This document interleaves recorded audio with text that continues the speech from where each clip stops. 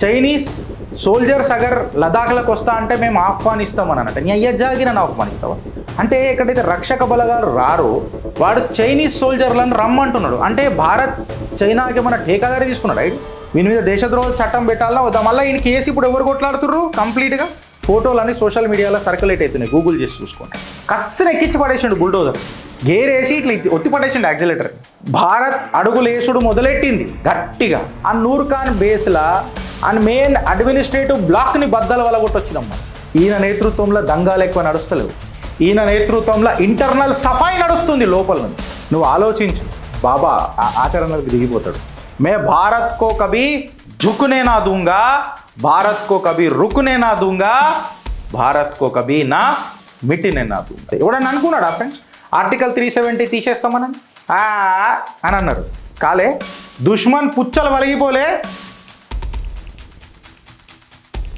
జై హింద్ జై భారత్ జై తెలంగాణ ఫ్రెండ్స్ నేను మీ Girish Daramuni welcome to our channel Chitragupta మాఘమాసం ఎప్పుడు వస్తుందో మౌన రాగాలు ఎండినాళ్ళు నేను అదే పెట్టిన క్యాప్షన్ ఆడ ఎందుకు అని అంటే మీకు ఇక్కడ చూస్తే దేశ ప్రధాని నరేంద్ర దామోదర్ దాస్ మోదీ గారు త్రిశూల ధారణ చేసి హర హర మహాదేవ్ అనే స్లోగన్ కూడా పెట్టిన మధ్యలో మీ నా దేశ్ కా ఉపయోగి యోగి ఆదిత్యనాథ్ గారు ఫోటో పెట్టిన బుల్డోజర్ బాబా నేను కొత్తగా ఆయన పరిచయం ఇవ్వాల్సిన అవసరం లేదు అమిత్ షా గారు గద పట్టుకొని చూపించిన ఎందుకు అని అంటే ఒకసారి మీరు జర డాట్స్ కనెక్ట్ చేసుకుంటారండి ఫ్రెండ్స్ భారతదేశంలో జరుగుతున్న ఘట్టాలు నేను మాఘమాసం ఎప్పుడు వస్తుందో అని ఎందుకు చెప్తున్నానంటే సడన్గా మీరు చూడండి ఫ్రెండ్స్ సడన్గా ఎలక్షన్లు గెలవంగానే ఓట్ చోరీ అని చెప్పి మొదలెట్టిండ్రు అది ఫెచ్ కాకపోయేసరికి ఇప్పుడు ఏం చేసిరు మళ్ళా ఈ ఫస్ట్ ఈవీఎంలు అని అన్నారు తర్వాత ఓట్ చోరీకి వచ్చింది దాని తర్వాత లైట్గా ఏదో ప్రొటెస్ట్లు అని చెప్పి తీసుకొచ్చి తర్వాత లదాఖ్ వచ్చింది తర్వాత అమిత్ షా గారు అయితే కంకణం కట్టుకొని కూర్చొని ఉన్నారు ఏమనని ఖచ్చితంగా ఈ దేశంలో నక్సలిజం అనేది ఉండొద్దు అని చెప్పి డేట్ పెట్టి ఫిక్స్ చేసి మరీ టార్గెట్ క్లోజ్ చేస్తున్నాడు ఆయన ఇవన్నీ మనం చూస్తుంటే మీకు ఏమనిపిస్తుంది ఫ్రెండ్స్ భారత్ ఖచ్చితంగా ఒక అడుగు ఎట్లేస్తున్నది అని అంటే ఇక ఈ ప్రొటెస్ట్లు అనేవి ఇక భారతదేశంలో చేయాలంటే భయపడాలి ఎందుకంటే మీరు వెనకటికి చూడుండ్రి మెల్లగా ఫార్మర్ ప్రొటెస్ట్ అని చెప్పిండ్రు రహదారులు బ్లాక్ చేసిండ్రు అంటే సీజన్ స్టార్ట్ అయింది వీళ్ళు ఎండాకాలంలో చేస్తారా అని అంటే చెయ్యరు బాగా మండుతుంది కాబట్టి చెయ్యరు వర్షాకాలంలో నాంతది కాబట్టి చెయ్యరు ఏం నాంతది అనేది మీరు ఇక ఫిలప్ చేసుకోరా డాష్ నాంతది కాబట్టి ఖచ్చితంగా చేయరు ఇక చలికాలం రాగానే మెల్లగా మొదలెడతారు ఇక షైన్ బాగ్ ప్రొటెస్ట్లు కూడా ఎప్పుడైనాయి చలికే అయినాయి చల్లగా మంచిగా ఉంటుంది కాబట్టి వెచ్చగా ఛాయ్ తాగుకుంటా గరం బట్టలు వేసుకొని ఇక గరంగానే మస్తు ఉంటాయి కానీ చైనీకి ఇక కథలన్నీ ఆడ పడతా ఉంటారు సో ఇక ప్రొటెస్ట్ల సీజన్ మొదలైంది ఇక సో దానికి మెల్లగా ఏందని అంటే లదాఖ్లో మొదలెట్టిండ్రు నాకు తెలిసి 65 సర్వేలెన్స్ పాయింట్స్ ఉంటాయి ఫ్రెండ్స్ లదాఖ్లో 65 ఈ 65 పాయింట్స్లలో 26 to 25 పాయింట్స్ ఎట్లుంటాయి అని అంటే అక్కడ నా భారత రక్షక బలగాలు పోరు చైనీస్ కూడా పోరు వీడు వాంగ్చుక్ ఏమన్నాడు మొన్న చైనీస్ సోల్జర్స్ అగర్ లదాఖ్లకు వస్తా అంటే మేము ఆహ్వానిస్తామని అన్నట్టు నీ అయ్య జాగి నన్ను ఆహ్వానిస్తావా అంటే ఎక్కడైతే రక్షక బలగాలు రారో వాడు చైనీస్ సోల్జర్లను రమ్మంటున్నాడు అంటే భారత్ చైనాకి ఏమైనా ఠేకాదారి తీసుకున్నాడు రైట్ వీని మీద దేశద్రోహ చట్టం పెట్టాలా వద్దా మళ్ళీ ఈయన కేసు ఇప్పుడు ఎవరు కొట్లాడుతుర్రు కంప్లీట్గా ఫోటోలన్నీ సోషల్ మీడియాలో సర్క్యులేట్ అవుతున్నాయి గూగుల్ చేసి చూసుకోండి సో ప్రొటెస్ట్లకు కారణం ఎవరు ఇప్పుడు చేస్తున్నది ఎవరు మళ్ళా ఒకటే ఒక జర్నలిస్ట్ రాస్తుంది ఇదంతా ఈ పంచాయతీ అంతా వేరే వాళ్ళందరూ రాయరు కేవలం ఒకటే జర్నలిస్ట్ దేశం మొత్తంలో రాస్తారు ఇక జర్నలిస్ట్ పేరేందో మీకు నేను వదిలిపెడుతున్నా ప్రొటెస్ట్ల సీజన్ మొదలైంది లదాఖ్ కాడకేనిగా ఆట మొదలైంది ఇప్పుడు చూడుర్రి మీరు ముస్లిం దేశాలు ఎన్ని లేవు యావత్ ప్రపంచంలో ఎక్కడ కూడా ఐ లవ్ ఎక్సెట్రా అనే స్లోగన్లు రాలే కేవలం భారతదేశంలోనే వచ్చింది అది మళ్ళీ భారతీయ జనతా పార్టీ పరిపాలిత రాష్ట్రం ఉత్తరప్రదేశ్లో వచ్చింది ఆడ తప్పు చేసి కస్సను ఎక్కించి పడేసిండు బుల్డోజర్ గేరేసి ఇట్లా ఒత్తి పడేసిండు యాక్సిలేటర్ అది తప్పు చేసి వీళ్ళు ఏదైనా వేరే దగ్గర ఈ పంచాయతీ ఉన్నదా అరే ఆబ్వియస్గా రా భయ్ ఐ లవ్ రామ్ ఆబ్వియస్గా అలా చెప్పాల్సిన అవసరం ఏమున్నది సపరేట్గా చెప్పాల్సిన అవసరం ఏమున్నది ఏదో చేద్దామని చేసిండ్రు ఏదో అయ్యింది అంటే ఈ ప్రొటెస్ట్ల పంచాయతీ అనేది చలికాలంలో మొదలవుతుంది ఫ్రెండ్స్ అయితే ఇంకొకటి ఏందనంటే వెనకటికి ఇంకొకటి అన్నాడు సిలిగురి కారిడార్ని మేము మొత్తం కట్ ఆఫ్ చేయాలి నేపాల్లో జెన్జీ ప్రొటెస్ట్లు ఆడ మాల్డీవ్స్లో జరుగుతున్నాయి ఇవన్నీ మనం చూస్తూనే ఉన్నాం పాకిస్తాన్ ఆక్యుపైడ్ కాశ్మీర్ నేను అనొద్దు అట్లా ఇండియన్ కాశ్మీర్ ఏదైతే పాకిస్తాన్ దగ్గర ఉన్నదని అంటాం కదా మనం కబ్జా చేసిరు కదా నా కొడుకులు ఆడ కూడా పంచాయతీ గట్టిగానే మొదలైంది ఇంకొకటి మీరు అర్థం చేసుకుంటురా ఫ్రెండ్స్ నేను కేవలం సూచన ఇస్తున్నా దీనికి మీకు ఏమర్థమవుతుందో అది నేను మీకు వదిలేస్తా ఇంటర్నెట్ ఆఫ్ ఉన్నది పాకిస్తాన్ ఆక్యుపైడ్ కాశ్మీర్లో కంప్లీట్గా ప్రొటెస్ట్ కర్ఫ్యూ లెక్క సిచ్యువేషన్ ఉన్నది. అయినా హై హెచ్డి ఫోటోలు వీడియోలు బయటకు వస్తున్నాయి. హెచ్డి ఫోటోలు వీడియోలు బయటకు వస్తున్నాయి. Both are not same. మీ ఆలోచన నా ఆలోచన సేమ్ అని అనుకుంటున్నా, బట్ మనం బయటకు మాట్లాడద్దు గంతే. భారత్ అడుగులేసుడు మొదలెట్టింది గట్టిగా. ఇప్పుడు పాకిస్తాన్ అనేటోడు మాట్లాడతాడా? అదే నా దగ్గర న్యూక్లియర్ బాంబు ఉందని మాట్లాడతాడా? ఆ నూర్ఖాన్ బేస్లా అండ్ మెయిన్ అడ్మినిస్ట్రేటివ్ బ్లాక్ని బద్దల వలగొట్టొచ్చినాం, మనం పేల్చి పడేసి వచ్చినాం. ఇప్పటి వరకు చరిత్రలా ఏ దేశం చేయలేదు దీని తల్లి. ఈయన నేతృత్వంలో జరిగింది అది. ఈయన నేతృత్వంలో దంగాలు ఎక్కువ నడుస్తలేవు. ఈయన నేతృత్వంలో ఇంటర్నల్ సఫాయి నడుస్తుంది లోపల నుంచి. చాలాసార్లు అంటారు ఈ షైన్ బాగ్ ప్రొటెస్ట్లని మనం అప్పుడే దాన్ని తొక్కి పడదొబ్బినుంటే గిరీష్ ఈయన కొడుకులకు ఈ స్టేజ్కి రాకపోతుండే కదా అని అంటే, అప్పుడప్పుడు వాళ్ళని అడిగేసే తత్వం వల్ల కొయ్యాల ఫ్రెండ్స్. ఎందుకు చెప్పాలా? ఆడ అడిగేస్తే కదా ఆ నెట్వర్క్ ఏందో బయటపడుతుంది. ఆడ ఎవరితో కలుస్తున్నాడు, ఆ దోస్తులు ఎవరు, ఆ దుష్మన్లు ఎవరు, ఆ ఫండింగ్ ప్యాటర్న్ ఏంది, ఎవడెవడొచ్చానికి ఏమేమి టిప్ ఇచ్చిపోతున్నాడు, ఏ మీడియా నరేటివ్స్ రన్ అవుతున్నాయి, ఎట్లా రన్ అవుతున్నది, గోబుల్ గాసిప్ ఏంది, ఎవడెవడు చేతులు ఉన్నాయి, ఎక్సెట్రా ఎక్సెట్రా మొత్తం బయటపడుతుందా రాదా?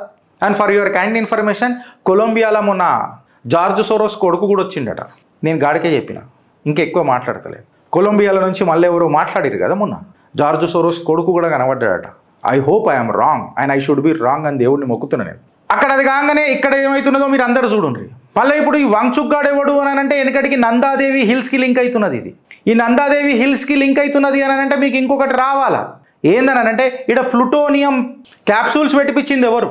చైనా యొక్క మూమెంట్ని ట్రాక్ చేయడానికి సిఐఏతో చేతులు కలిపి. ఇది బ్లండర్ మిస్టేక్ కాదా నెహ్రూది? మీకు నేను జస్ట్ డాట్స్ కనెక్ట్ చేస్తున్నా ఫ్రెండ్స్ అంతే. నరేందర్ సరెండర్ నిన్ననే మనం మాట్లాడుకున్నాం. మళ్ళీ 26/11 మీకు ప్యాంట్లు ఎందుకు తడిచిపోయినాయి అటాక్ చేయమని? సైన్యం రెడీ ఉండే కదా. ఓడు ఫోన్ చేసిండు, ఏడికైనా ఫోన్ చేసిండు. అవి మాట్లాడొద్దు. ఇలా నందాదేవి హిల్స్లో సిఐఏకి కాంప్రమైజ్ కాలే. ఆ సిఐఏలో కాంప్రమైజ్ అయినప్పుడు సిఐఏతో చేతులు కలిపిన ఈ వాంగ్చుక్ గాడికి ఏం రిలేషన్ అవుతుంది? ఈయన బెయిల్ కోసం వీళ్ళ భార్య ఎవరెవరిని కలిసింది? ఇలా సతీమణి, వాంగ్చుక్ గాన్ సతీమణి. ఇంటర్నల్గా ఈయన సాఫ్ చేసుకుంటూ వస్తున్నాడు. అసలు ఆలోచన వస్తే బిడ్డ డెంటింగ్ పెయింటింగ్ చేస్తాననే తత్వంలో ఈయనున్నాడు. ఉత్తరప్రదేశ్లో ఇంకొకటి సూపర్ డూపర్ యాక్టివిటీ నడుస్తున్నది. ఏంటంటే 1.6 మిలియన్ ఫేక్ రేషన్ కార్డ్స్ ఏవైతే ఉన్నాయో చూడు, అవన్నీ రద్దు చేసేసిండ్రు. ఎవరు? దేశ్ కా ఉపయోగి యోగి ఆదిత్యనాథ్. ఎలక్షన్ కమిషన్ ప్రకారము బీహార్ ఎలక్షన్స్ తర్వాత ఉత్తరప్రదేశ్లో కూడా ఈ రివిజన్ పెండింగ్ ఉండే. నువ్వు ఆలోచించు, బాబా ఆచరణలకు దిగిపోతాడు. ఏదైతే ఇల్లీగల్ ఎంక్రోచ్మెంట్ బరేలీలో ఇప్పుడు మనం అందరం చూసినాం. ఈ నోటిఫైడ్ ప్రాపర్టీస్ ఎక్సెట్రా ఎక్సెట్రా ఇవన్నీ ఉన్నాయి చూడు. వీటిలంటే మజాక్ మస్కరాపన జరగదని అంటే వాళ్ళే సుత్తలు గడపారాలు తెచ్చుకొని వాళ్ళే గూలగొట్టుకుంటున్న భయం, బాధ్యతతో కూడిన భయం మనం చూసినాం. స్టిక్కర్లు ఎడబడతాడా పెట్టుకోను, నేను వద్దానంటలేను. కాకపోతే పంచాయతీ చెయ్యకు, పబ్లిక్ ప్లేస్లలో పెట్టుకుని ప్రైవేట్ దగ్గర పెట్టుకో. ప్రైవేట్ దగ్గర ఎడగనబడలే, అన్ని పబ్లిక్ ప్లేస్లలో కనబడ్డాయి. నువ్వు మళ్ళీ అవి తీసుడు మొదలెట్టినావు అనుకో, సర్ తన్సే జుదా అనన్న చాతలు కనబడతాయి. ఇవన్నిటిని నీట్గా తీసుకుంటా వస్తున్నారు. ఒకటేసారి 1.6 మిలియన్ ఫేక్ రేషన్ కార్డులు కూడా తీస్తున్నారు అని అంటే ఒకసారి మీరు ఇక ఇమాజిన్ చేయండి ఎంతమందికి. ఈ రేషన్ కార్డే కదా మెయిన్ ఆధారం నాకు తెలిసి కదా. ఆధార్ కార్డు తీసుకోవాలన్నా, ఓటర్ కార్డు తీసుకోవాలన్నా ఈ రేషన్ కార్డు పెట్టే ఇక జాగ కబ్జాలు, లంగలుచ్చ దందలు, పంచాయతీలు, ట్యాక్స్ పేర్ల పైసల మీద పూత ఊసుడు, సబ్సిడీలు తీసుకునుడు, జన్ధన్ ఖాతాలు. మళ్ళీ ఒక్క అపోజిషన్ లీడర్ అయ్యుండు, లీడర్ ఆఫ్ ది అపోజిషన్ అయ్యుండు రాహుల్ గాంధీ ఒక్కసారి కూడా దీని మీద మాట్లాడాడు. మళ్ళీ మైనారిటీ ఓటు బ్యాంకు మరి మాట్లాడొద్దు. ఈ ఫేక్ రేషన్ కార్డుల మీద ఇది నైతిక బాధ్యత కదా లీడర్ ఆఫ్ ది అపోజిషన్ లాగా. అందుకనే ఈ ముగ్గురు నిలబడ్డారు. కాకపోతే ఇక్కడికేని డైరెక్ట్గా ఐ లవ్ యోగి ఆదిత్యనాథ్ అని ఎందుకని మాట్లాడతామనంటే అందుకే మళ్ళీ మీకు ఇల్లు వచ్చింది ఫ్రెండ్స్. పంజాబ్ కేసరిలో వచ్చిన కథనం 1.6 ఫేక్ రేషన్ కార్డ్స్ కూడా తీసేసిండ్రు యోగి ఆదిత్యనాథ్. ప్రపంచ దేశాలల్లా सौगंध मुझे इस मिट्टी की, मैं भारत को कभी झुकने ना दूंगा, भारत को कभी रुकने ना दूंगा, भारत को कभी ना मिटने ना दूंगा అని చెప్పి ప్రమాణం తిన్న మొగోడు కనబడతాడు మీకు ఇక్కడ. ఇంటర్నల్గా ఎక్స్టర్నల్గా రేపు బంగ్లాదేశ్ భూభాగం భారత్లో కలుస్తే మీరు ఆశ్చర్యపోవాల్సిన పనే లేదు. దానికంటే ముందు నేనేమంటానంటే ఇక్కడ ఒక డాయన్ ఉన్నది మనకు. ఆ డాయన్ నేతృత్వంలో పనిచేస్తున్న ఆ వెస్ట్ బెంగాల్ ఏదైతే ఉన్నది చూడు, ఆ అసుర తత్వం ఉన్న చూడు, ఆ రాష్ట్రాన్ని కూడా 3 భాగాలుగా ఫస్ట్ మనం డివైడ్ చేసుకోవాలి. అప్పుడే అక్కడ ప్రజలకు రక్షణ కలుగుతుంది. ఇవన్నీ అయితే మెల్లమెల్లగా ఖచ్చితంగా జరుగుతాయి. ఎవడన్నా అనుకున్నాడా ఫ్రెండ్స్ ఆర్టికల్ 370 తీసేస్తామనని అని అన్నారు? కాలే నా శ్రీరాముడికి ప్రాణప్రతిష్ఠ కాలే, వక్ఫ్ వాతకు ఇవాళ వాత వడలే, ముస్లిం మహిళలకు ట్రిపుల్ తలాక్ నుంచి సంఖ్యలు తెంచుకోలే? ఎవరైనా డ్రీమ్ చేసిండ్రా?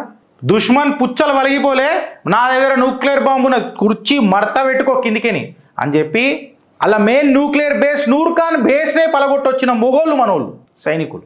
భారత్ క్యాపబిలిటీ బయటికేని అలా అదేమంటారు, బార్డర్ కూడా దాటాల్సిన అవసరం లేదు. 400 కిలోమీటర్ల దూరం నుంచే రఫ్ ఆడిచ్చేస్తుంది రాఫేల్ అండ్ S-400 మీ అందరికీ చూసినాం. So we ready. ఇప్పుడు సర్క్రీక్ దగ్గర కూడా రాజ్నాథ్ సింగ్ గారు ఏమని అన్నారో మనం మాట్లాడుకున్నాం. ఆపరేషన్ సింధూర్ 2.0 స్వాగతం సుస్వాగతం. భారత్ మాతాకి జై.